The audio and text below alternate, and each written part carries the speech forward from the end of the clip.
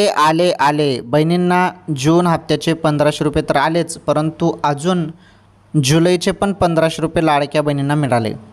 1500 आणि 1500 झाले 3000 रुपये. लाडक्या बहिणींना एकदमच 2 हप्त्याचे 3000 रुपये आले. सर्वात मोठी आनंदाची अपडेट आहे बहिणींनो.